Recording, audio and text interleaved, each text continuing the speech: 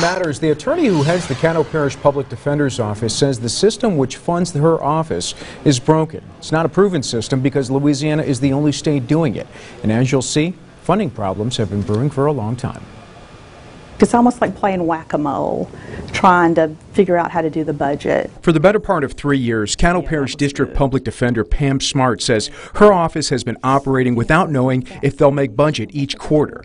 It's because Louisiana is the only state in the country which tries to fund a majority of indigent public defense through court fees and fines assessed on traffic tickets. We're getting fees from indigent clients who can't afford an attorney to start with to run our office. Smart says the money accounts for 2/3 of the public defender budget statewide. It's not consistent money. Her budget wavers. One fiscal year, she says, she started with a day and a half of reserve funds in the books. For months, they operated on a day-to-day basis. At some point, it's going to just cave in. She's not the only one sharing this opinion. So does one of the men who helped set up the funding system. I don't know what it's going to take. David Carroll heads the Sixth Amendment Center. He's a nationally recognized expert on right to legal counsel. More than a decade ago, with support from the legislature, he helped set up the current Louisiana Public Defender Board. He says they knew back then they were kicking the funding can down the road. I just didn't think it would be 10 years later and we would still be talking about the same issues. There's no way that they're going to be able to provide effective indigent defense services, as is the state's constitutional obligation, trying to do it based on fees assessed on traffic tickets. That leaves the Louisiana legislature to fund the office further or not.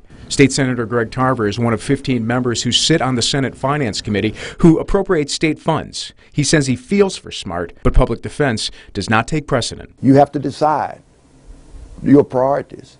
And I can tell you, my priorities is the elderly and children and the needy. And they come below that. It's very, very hard because they deserve representation like everybody else. But at the same time, you have to make a decision. I know what you may be thinking because I've thought it myself. If you don't commit a crime, you don't need a public defender. Smart wishes that were the case, but it's not the reality of the situation. And she says the accused not being defended properly on the front end cost taxpayers on the back end. They're going to get out for ineffective assistance of counsel, PCR. I mean, they're going to get a new, it can drag it on and on for a victim's family, too. She's right. She's not wrong. She's 100% correct.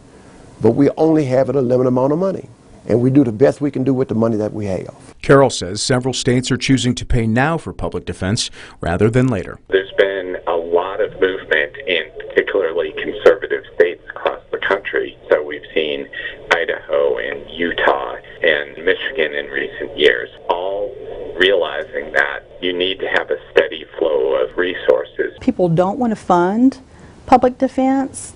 I mean, we are a necessary evil. Well, Smart says statewide public defenders did receive more money from the legislature last year, but virtually all of it went to Orleans Parish. She says her attorneys haven't had a raise in 3 years while handling 120 to 200 cases each at any given time.